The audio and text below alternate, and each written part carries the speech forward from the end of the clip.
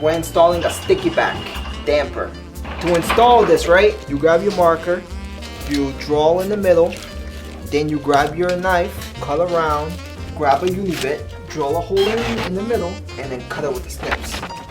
Peel this off, and you're all set.